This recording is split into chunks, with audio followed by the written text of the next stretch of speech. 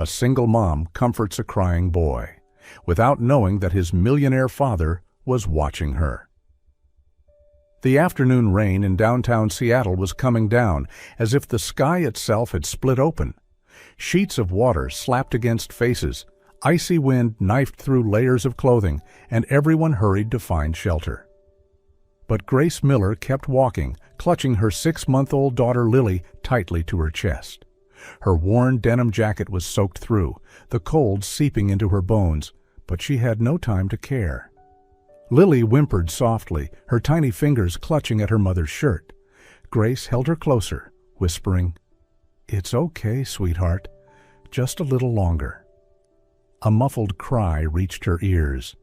Grace stopped, looked up, and saw a boy around 12, huddled under the awning of a closed shop. His messy brown hair was plastered to his forehead by the rain, his thick hoodie doing little to stop his shivering. His designer sneakers were drenched. Tears streaked down his face, mingling with the rain. Grace stepped closer, bending slightly to shield Lily as she studied the boy. "Hey, are you okay?" He shook his head, lips pale. "What's your name?" "Noah." His voice trembled. I got out of the car. I don't know my way back." Grace glanced around. No adult in sight. Balancing Lily on one arm, she shrugged off her soaked jacket and draped it over his shoulders. The wind stabbed at her back like cold knives, but she didn't hesitate. "Come here, stand close, keep warm." Across the street, inside a black Tesla with tinted windows, Ethan Walker sat frozen. He had been circling the city for nearly an hour after the school called. Noah had once again run away from the car that picked him up. He had been ready to scold the boy, but what he saw stopped every word in his throat. A young woman, plainly dressed, drenched from head to toe, holding a baby in one arm while covering Noah, a child she didn't even know, with her only protection from the rain. Ethan's chest tightened. How long had it been since he'd held his son like that? Since he'd truly seen the sadness in Noah's eyes? Grace led Noah to another awning, more sheltered from the wind. "Where are your parents, Noah?" "Dad's always at work. Mom's gone. I fought with the driver, so I got out, and then got lost." Grace bit her lip, watching him try to choke back a sob. Lily squirmed in her arms, but Grace reached into the canvas bag at her hip and pulled out a leftover chicken sandwich from lunch. "Here. It's not warm, but it's better than being hungry." Noah took it, his wet, cold hands trembling. He took a bite and murmured, "My mom never made me food." The words cut into Grace's heart. She didn't know his story, but she knew he lacked the most important thing, a warm embrace, a simple, genuine care. Ethan stepped out of the car. Each step across the freezing sidewalk felt like walking on broken glass. "Noah!" His voice was hoarse. The boy looked up, startled. Grace felt the change in him immediately. She turned and met the gaze of a man walking toward them, a face she'd seen on the covers of business magazines. You're Noah's father?" "Yes, and you are the kindest person I've ever met." Grace flushed, quickly returning the jacket to Noah. I just saw him crying, so I helped." "Please don't go," Ethan said, reaching out as if afraid she might vanish with his son. But Grace Miller still stepped back, holding Jasmine tighter. The rain mixed with her tears. "Noah, let's go home," Ethan Walker said softly, but the boy didn't move. "I don't want to go. She took care of me when I was alone. No one takes care of me like she does." Noah's words hit Ethan like a punch to the heart. His own son preferred the company of a stranger over his own father. "Ma'am," Ethan's voice softened. "I'm Ethan Walker. I owe you an apology." "An apology? For what?" Grace asked in surprise. "For being the kind of father whose son would rather be with a stranger than with him." Only the sound of rain broke the silence. Grace looked at the powerful man, now so vulnerable, then at Noah, still clutching her coat like a life raft. "Children only need to be truly seen and truly heard," she said. Ethan swallowed hard. She was right. He had failed. "What can I do to thank you?"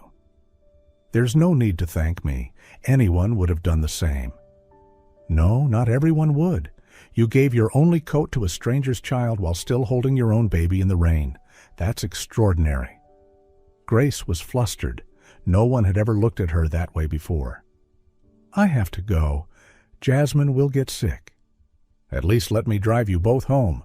"It's the least I can do." Grace hesitated. Rich men often wanted something in return. "No, thank you. We'll take the bus." "Please." Noah took her hand. "My dad isn't bad. He's just always sad." That innocence shook Grace's resolve. She looked at Ethan and saw real pain. "All right, but only to the bus stop." None of them knew that the meeting in the rain that day would change their lives forever. Ethan hadn't slept for 3 weeks. Every time he closed his eyes, the image of Grace standing in the rain, shielding his son, came back to him, along with the tenderness he himself had long forgotten how to show. "Dad, when will we see her again?" Noah asked again over breakfast, stirring his cereal without eating it. "Her name is Grace," Ethan corrected automatically, surprised at how clearly he remembered her name. "Will you call her?" Ethan set down his coffee cup. He had already had someone look into Grace, 24 years old, a single mother working as a waitress at a small diner. She lived in a modest apartment in Edmonds with 6-month-old Lily, had no relatives nearby, and worked from early morning until late at night just to make ends meet. "It's complicated, son." "Why?" Noah looked at him with the same eyes as his late mother. "She listened to me when I cried. You never do." That truth hurt more than any blow. Ethan knew his son was right. Ever since Claudia's death, he had buried himself in work, building his business empire, but destroying the only relationship that truly mattered, his relationship with his son. "What if I offered her a job? She could watch you in the afternoons while I'm at the office." Noah's eyes lit up. "Really? She'd be with me all the time?" "No, just a few hours a day." But as he said it, Ethan felt something stir in his chest. The thought of seeing Grace every day wasn't just convenient, it felt necessary. In Edmonds, Grace Miller carried Lily to the health clinic. The baby had been coughing for days, and the medicine the doctor prescribed cost more than Grace earned in a whole week. "She needs antibiotics immediately," the female doctor said firmly. "Bronchitis can become serious if not treated in time." Grace looked at the prescription, her heart tightening. $80, an amount that meant selling empanadas nonstop for 2 weeks, but by then it would be too late. "Is there anything cheaper, doctor?" Her voice trembled. "I'm sorry, this is the required medication." Leaving the clinic, tears welled in her eyes as she listened to Lily's weak cough. "Baby, Mommy will find the money, I promise." On the bus ride home, her phone rang. "Hello, is this Miss Miller? I'm Amanda, assistant to Mr. Ethan Walker. He would like to invite you to discuss a job." A job?" Grace asked, confused. "Please come to Walker Holdings' office in Seattle tomorrow at 10 a.m. Grace looked at Lily coughing in her arms, then answered, "Yes, I'll be there." Walker Holdings occupied 3 floors of a towering glass building. Grace felt small, wearing her only decent dress and a pair of worn-out shoes. "Mr. Walker is expecting you," Carmen greeted her with a polite smile. Ethan rose as she walked in. Dressed in a crisp suit, hair neatly combed, yet his eyes still carried the sorrow she had seen that rainy day. "Thank you for coming. How's Lily?" he asked, surprising her. "She has bronchitis. I don't have enough money for the medicine," she admitted, her voice breaking. Ethan felt a sharp ache in his chest. This woman had helped his son without hesitation, and now she was struggling alone to save her own child. "Grace, I want to offer you a job. Noah hasn't stopped talking about you since that day. I need someone to look after him in the afternoons, someone he trusts." "Why me? You could hire any professional nanny?" "Because in just 5 minutes, my son laughed more than he has in the past 5 years with me." The room fell silent. Grace looked out the window where the city stretched endlessly, a world far from her own. "How much is the pay?" she asked. $2,000 a month, part-time, and the company will cover Lily's medical insurance. It was 3 times her income from selling empanadas, but her pride pushed back. "That's too much for just a few hours of childcare." "It's not just childcare, it's helping my son trust and smile again. That's priceless." Grace looked into his eyes and saw a sincerity that both moved and frightened her. "What if Noah gets tired of me?" "That won't happen. He already sees you as family." "I would never hurt a child," she said, a hint of pride in her tone. "I know. That's why you're here." Grace thought of Lily's cough, the unpaid bills, the sleepless nights. "I'll do it, but on one condition. I still get to sell empanadas on weekends." Ethan smiled for the first time in weeks. "Of course. When can you start?" "Tomorrow, but first I need to take Lily to the doctor." "Carmen will take care of that today," Ethan said, and as she reached the door, he added, "Thank you for giving me and my son a chance." On her first afternoon working at Ethan's home, Grace stood before the tall iron gates by Lake Washington, feeling as though she were stepping into another world. The house rose behind a perfectly manicured garden, its glass facade reflecting the sunset. Lily lay quietly in her stroller, wide-eyed at all the new sights. Noah came running out to greet her, his grin so bright it caught Grace off guard. "Miss Grace, you have to see my new model airplane." "Let me put Lily inside first," Grace laughed. Inside, the house was spacious, but not as cold as she had imagined. Family photos lined the walls, most of them of a younger Noah, with a blonde woman Grace guessed was his mother. In those photos, the boy's eyes were far more carefree than they were now. In the days that followed, a new rhythm began to take shape.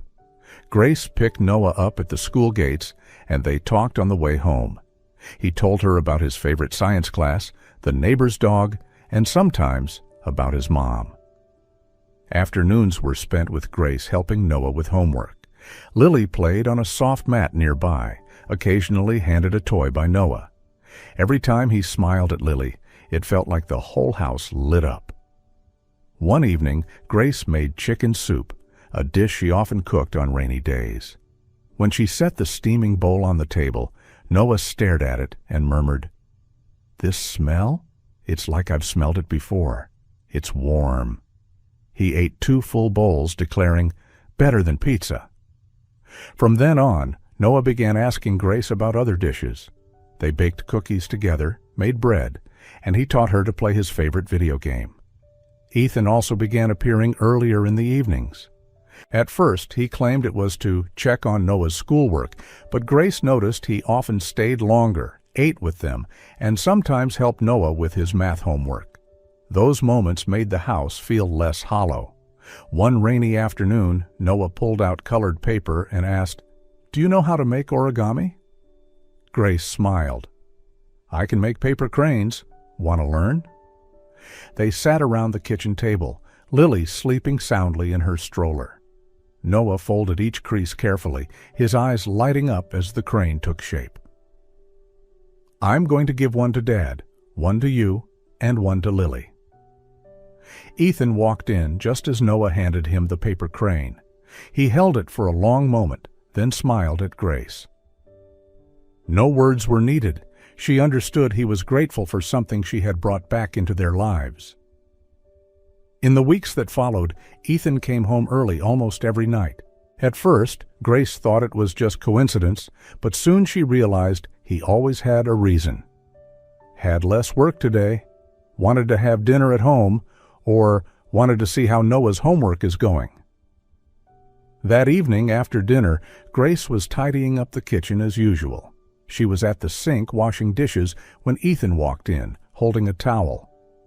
"Let me help," he said, his tone casual, but his eyes carrying something different. "That's not necessary. This is my job," Grace replied, trying to keep some distance. "No, Grace, we eat dinner together. We should clean up together, too." They worked in silence for a while, but to Grace that silence made her all too aware of her own heartbeat. His hand brushed lightly against hers now and then as he took a plate she had just washed. "Grace," Ethan said at last, his voice lower. "Yes?"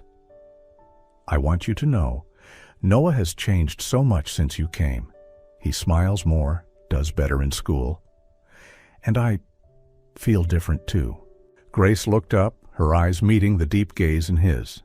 She quickly turned away, unwilling to let her feelings show too clearly. "He just needed someone to listen," she said softly. "And I need that too," Ethan replied, making Grace pause for a moment. Silence fell again, but this time it felt warmer.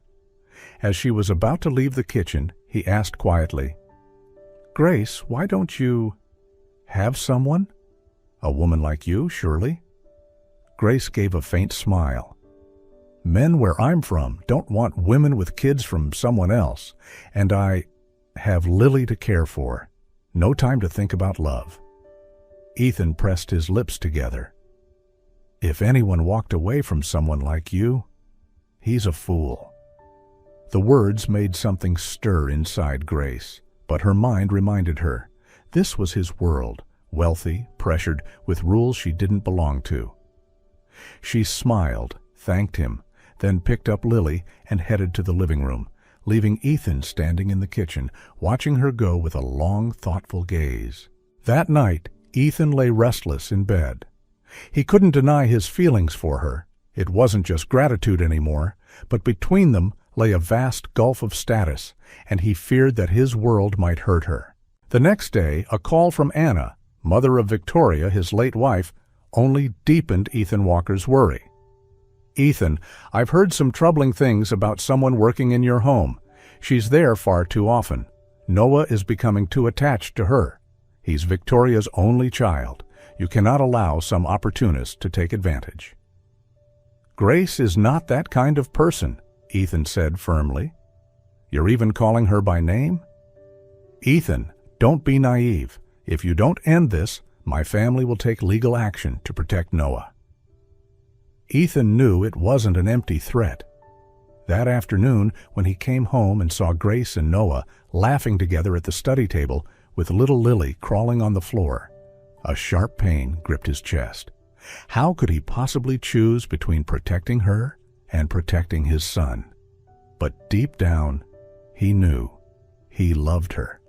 The following evening, Ethan invited Grace out for dinner, saying he wanted to thank her for everything she had done for Noah. They chose an elegant Italian restaurant in downtown Seattle, where warm golden lights reflected off crisp white tablecloths.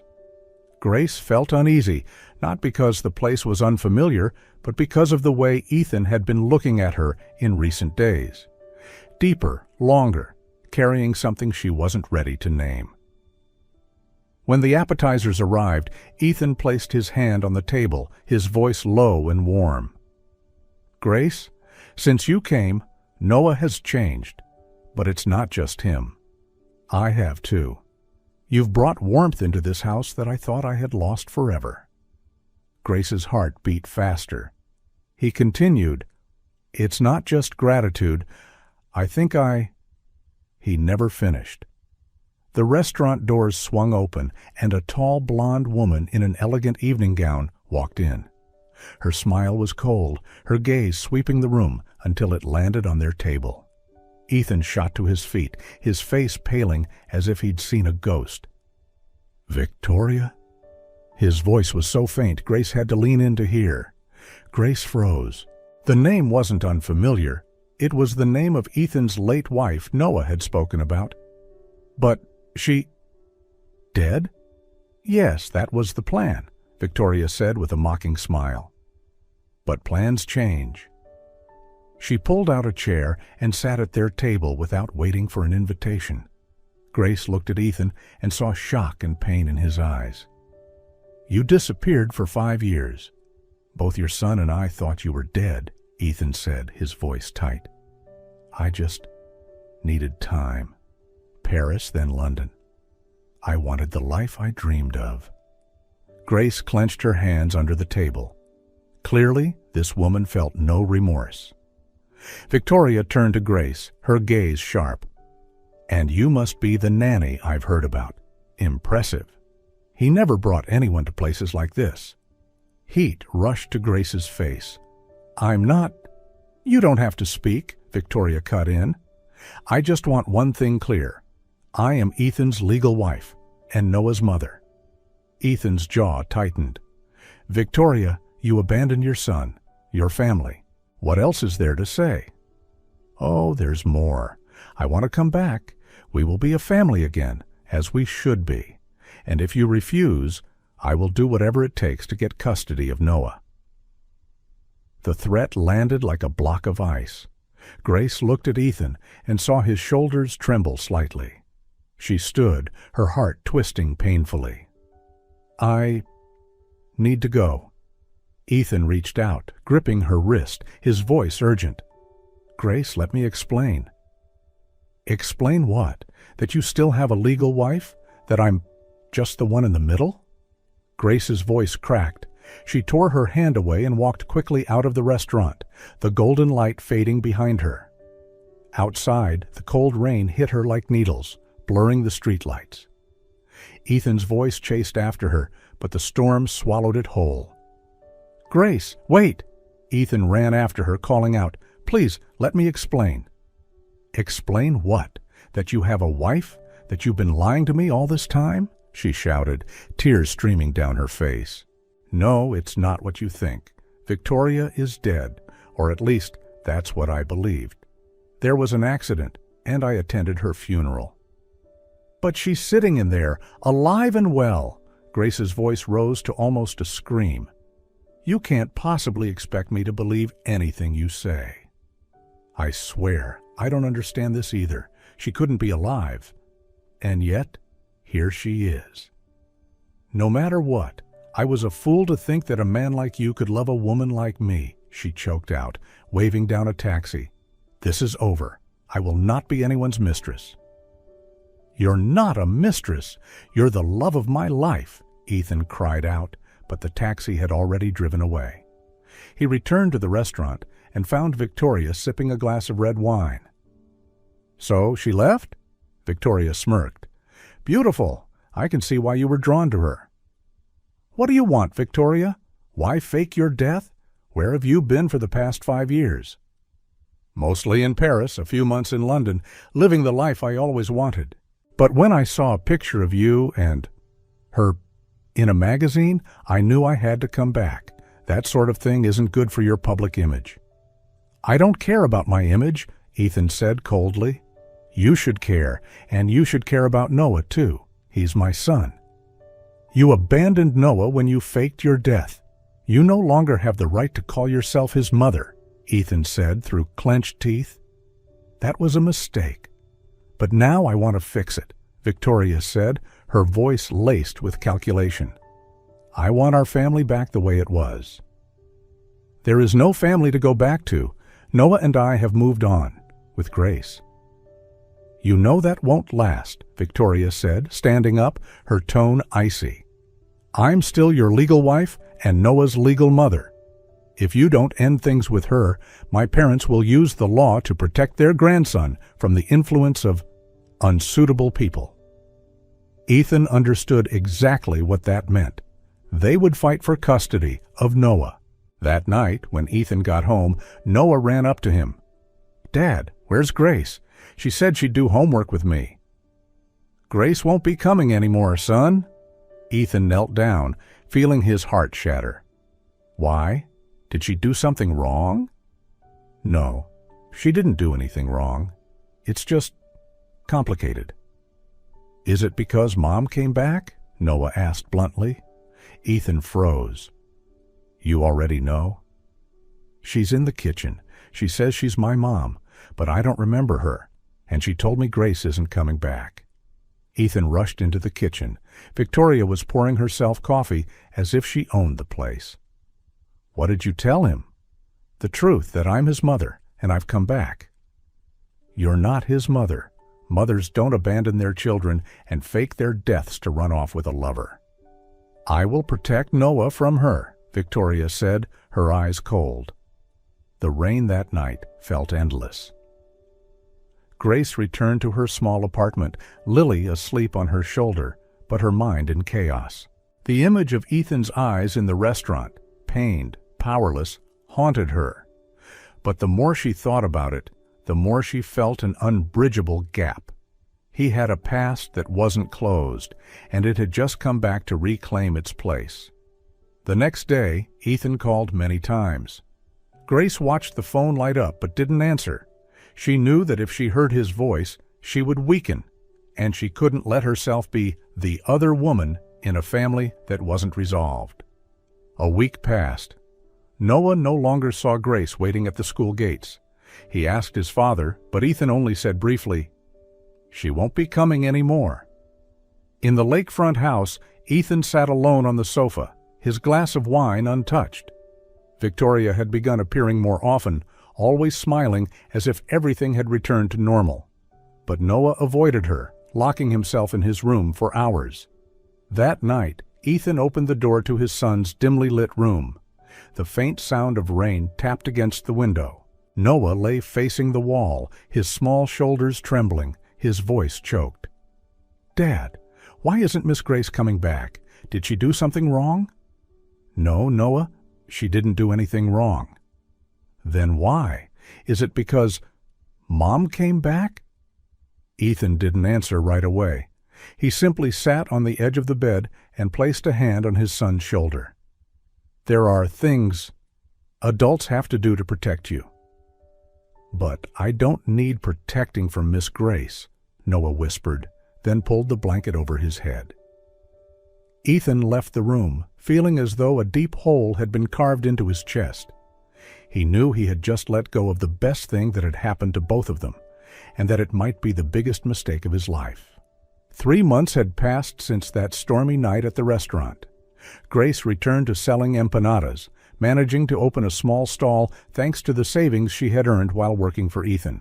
Lily had learned to crawl, bringing her joy, but at night the longing for Ethan and Noah gnawed at her heart. One afternoon, as Grace was wiping down a table, a middle-aged woman in a gray coat walked in. She stopped in front of her. "You're Grace Miller?" "Yes, and you are?" "I'm Amanda, assistant to Mr. Ethan Walker." Grace tightened her grip on the rag. "Did he send you here?" "No, he doesn't know I'm here. I'm doing this for Noah." Amanda quickly explained. Since Grace left, Noah had hardly eaten properly, often woke up in the middle of the night, his grades had dropped, and he'd gotten into fights at school. "Victoria, she doesn't care about the boy. Most of the time, she's at parties and social events. Noah says she looks at him like he's a stranger." Grace bit her lip, her chest tightening. "And why are you telling me this?" "Because the boy needs you, and Ethan does too, even if he won't admit it. But there's something you should know. Victoria didn't come back for love or family. She came back because she's out of money." Amanda lowered her voice. 5 years ago, Victoria left with a French tennis instructor. They planned to start a new life in Europe without divorcing, to avoid splitting assets. When he abandoned her, her family also lost a fortune in bad investments. Now they want to use Noah to force Ethan back, or they'll sue for custody. Grace felt her blood boil. "They've said I'm a danger to Noah, haven't they?" Amanda nodded. "But I've worked with Ethan for years, and I know he loves you. He just thinks leaving you was the only way to protect his son." That night, Grace lay awake, staring at the ceiling, the darkness heavy around her. She remembered the way Noah's eyes lit up while making origami, the warmth of his small arms wrapping around her on those sad afternoons. And she knew that if she did nothing, the boy would keep living in that cold house. The next morning, Grace arrived at Ethan's gate. Noah was sitting alone on the steps, turning a basketball in his hands. When he saw her, he shot up. "Miss Grace, I knew you'd come back," he shouted, running into her arms. "I missed you so much, Noah. Stay here forever, okay? Mom? That mom doesn't play with me. Dad's always at work." Before Grace could reply, Victoria's voice cut through the air. "What's this? Who let you into my house?" Noah stepped in front of Grace. "She's my real mom." Victoria let out a short, mocking laugh. "I am your mother, Noah." "No, you left me. You only came back when you wanted to. Miss Grace was here when I needed her. She loves me for real." The back door opened and Ethan stepped in, taking in the scene before him, his eyes holding a resolve Grace had never seen before. Ethan stopped in the doorway, his eyes moving across each face. Victoria with her cold smile, Noah standing protectively in front of Grace, and Grace holding Lily tightly, ready to leave at any moment. "What's going on here?" His voice was low and taut, like a wire ready to snap. Victoria crossed her arms. "She broke into the house and is filling your son's head with nonsense." "That's not true," Noah nearly shouted. "I invited Miss Grace. This is her home, too." Ethan closed his eyes for a second. "Noah," he began, but the boy cut him off. "Dad, you love Miss Grace. I know it. And she loves you. I love you both. So why can't we be a family?" The room froze. Victoria burst out laughing, sharp as breaking glass. "A family? Ethan, do you remember that I'm still your legal wife, and that I'm Noah's mother?" Noah spun around. "Mother? You left me. You only came back when you wanted to, never when I needed you." Victoria took a small step back at the anger in her son's eyes. "I did it because you think about yourself," Noah said loudly. "Miss Grace was there when I was sick, when I was sad. She's my real mom." Grace held Lily tighter, feeling her heart race. Ethan stepped forward, his voice turning cold. "Victoria, I think it's time to tell the truth. The truth about Paris, the tennis instructor, and why you really came back." Victoria's face paled. "What are you talking about?" "I know everything. You faked your death to run away with a lover, then came back when he left you, and your family lost their money. Now you want to use Noah to force me back." Victoria tried to regain her composure. "That doesn't change the fact that I'm your legal wife." "No, the fact is that when you faked your death, our marriage ended. And I'm not coming back," Ethan said firmly. Victoria narrowed her eyes. "Then I'll sue for custody of Noah. I have family, money, lawyers." "Go ahead," Ethan said, stepping forward and taking Grace's hand. "But this time, I won't stay silent. Everyone will know the truth about you." For a rare moment, Victoria actually looked afraid. She glanced at Noah, then turned and walked out of the house without another word. Silence filled the room. Noah looked at his father, then at Grace. "Does that mean Miss Grace can stay?" Ethan turned to Grace, his eyes asking, "Can you forgive me?" Grace looked at Noah, seeing the same bright eyes she had first seen in the rain. She nodded softly. "I'll stay, if this is where everyone wants me to be." Noah cheered and threw his arms around them both. Ethan held them close, feeling their heartbeats against his own. And in that moment, the vast house no longer felt like empty walls. It was warm, alive, truly a home. 5 years had passed since that afternoon in the kitchen, when Noah had boldly declared that Grace was his real mother. 5 years since the day Ethan chose love over fear, and Grace decided to fight for their family. Morning sunlight poured through the windows of a cozy little house in the suburbs of Seattle.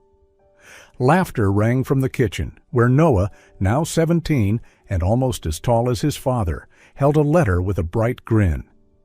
"Miss Grace, "Dad, I got into the University of Washington," he nearly shouted. Grace, now Grace Walker, turned from the stove where she was frying eggs and wrapped him in a hug. "No, Mom is so proud of you," Noah laughed, hugging her tightly. "It's because you and Dad believed in me. That's why I made it." Lily, now 5, ran in and wrapped herself around Noah's leg. "Noah's the smartest." Ethan walked in, set the newspaper on the table, and pulled both kids into his arms. "I knew you'd do it. You're going to do great things." Ethan's business was still thriving, but now he spent far more time with his family. A portion of the company's profits went to a fund for single mothers, an idea Grace had started. She also ran a nonprofit of her own, helping women in difficult circumstances find work and support their children. Breakfast that morning had a familiar guest, Amanda, who remained part of the family. She set a basket of pastries on the table and smiled. "I just heard from Paris. Victoria's remarried, this time to a French businessman." Grace smiled softly. "I hope she's happy." Ethan shook his head at his wife. "You're always too kind." After breakfast, while Noah and Lily played in the yard, Ethan and Grace sat together on the wooden porch swing. He held her hand, watching the two children. "Do you remember that rainy afternoon when you gave Noah your jacket?" "How could I forget? That night changed everything." Grace rested her head on his shoulder. "Fate brought us together, but maybe it was also thanks to a very special boy." They looked out at the garden, where Noah was patiently teaching Lily how to fold a paper crane, just as Grace had taught him many years ago. "Look at that," Ethan smiled. "Our older son teaching our younger one. It's perfect." "Our children are both perfect," Grace replied, her hand resting on the slight curve of her belly. Ethan's eyes lit up. "You, 2 months already?" She smiled. "I wanted to be sure before telling you." Ethan kissed her gently, and though they had been married for 5 years, he whispered, "I love you, Grace Walker." "I love you too, Ethan Walker." From the garden, Noah looked up and saw them, a smile spreading across his face. The sound of his and Lily's laughter drifted through the air, twining with the gentle breeze on the porch, wrapping the house in a blanket of peace. That little house wasn't as grand as the old mansion, but it was warmer and fuller than anything Ethan had ever known. In their hearts, they all knew. One rainy afternoon in Seattle had brought them together, and from that moment on, they had been a family forever.